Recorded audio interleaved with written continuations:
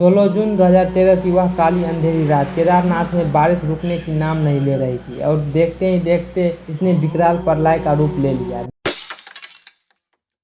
16 जून 2013 की वह काली अंधेरी रात केदारनाथ में बारिश रुकने की नाम नहीं ले रही थी और देखते ही देखते इसने विकराल प्रलय का रूप ले लिया। बिजलियां कड़क रही थी, बादल गरज रही थी, पहाड़ टूट रहे थे, भूस्खलन हो रहे थे, चारों ओर जल ही जल थे। जल प्रलय चारों ओर तबाही मचा रहे थे। लेकिन जब यह केदारनाथ मंदिर की ओर बढ़ा तभी पीछे से अचानक एक बड़ा सा चट्टान मंदिर के पीछे आकर टिक गया, जिसको अब हम लोग भीमशिला नाम से जानते हैं, जिसने बाढ़ के मुख्य वेग को मोड़ दिया और मंदिर को सीधे टकराने से बचा लिया। मंदिर के सामने जितने दुकान, धर्मशाला और मकान भवन बने थे सब नष्ट हो गया, लेकिन मंदिर को कुछ भी नहीं हुआ। यह शिला लगभग 20 फीट ऊंची और 30 टन भारी थी। अगर यह पत्थर सही समय पर मंदिर के पीछे आकर नहीं रुकता तो मंदिर को भारी नुकसान होता। इस प्रलय में 5000 से अधिक लोगों की मृत्यु हो गई, हजारों लोग लापता हुए और गाँव के गाँव बह गए। 1 लाख से अधिक श्रद्धालु उस समय उस क्षेत्र में फंसे थे। भारतीय वायुसेना एनडीआरएफ टीम जब रेस्क्यू करने वहां पे पहुंची तो बताया जो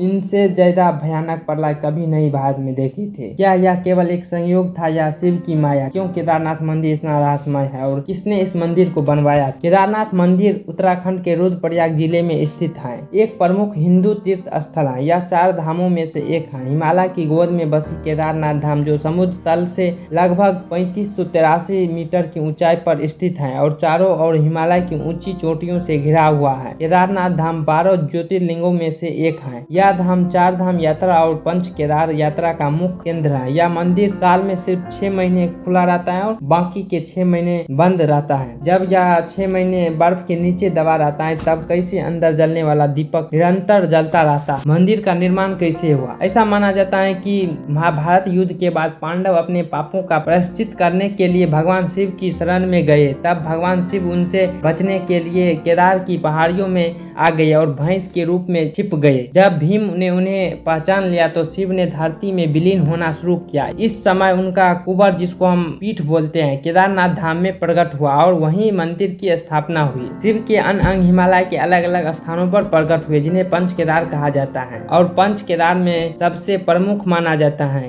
केदारनाथ धाम। वर्तमान में जो पत्थर का भव्य मंदिर है उसे 8वीं शताब्दी में आदि शंकराचार्य ने पुनर्निर्मित करवाया। यह मंदिर बड़े बड़े ग्रेनाइट पत्थरों से बनवाया गया है। हजारों साल पहले जब विज्ञान का नामो निशान नहीं था तब इंटरलॉकिंग जैसी तकनीक का इस्तेमाल करके इस मंदिर का निर्माण करवाया गया। कहा जाता है कि यह मंदिर 400 सालों तक बर्फ के नीचे दबा रहा, फिर भी इसकी दीवारों पर एक खरोंच तक नहीं आया। क्या इसमें किसी अलौकिक शक्ति का हाथ है? यहाँ का शिवलिंग बाकी ज्योतिर्लिंग से अलग है और इसका आकार त्रिकोणीय है। आज भी यह भीमशिला पत्थर केदारनाथ मंदिर के पीछे स्थित है और श्रद्धालु दर्शन करने जाते हैं। भीमशिला पत्थर का संबंध महाभारत के भीम से है। यह सिर्फ एक चट्टान नहीं बल्कि आस्था और चमत्कार का प्रतीक बना है। यह मंदिर विशाल और भूरे रंग के पत्थरों से बना है। यह पत्थर 20 से 30 किलोमीटर दूर से लाए गए थे क्योंकि इस क्षेत्र में यह प्राकृतिक रूप से नहीं मिलते। पर सवाल तो ये है कि इतने भारी पत्थरों को 12,000 फीट की ऊंचाई तक कैसे पहुंचाया गया, जब ना तो कोई आधुनिक मशीन थी और ना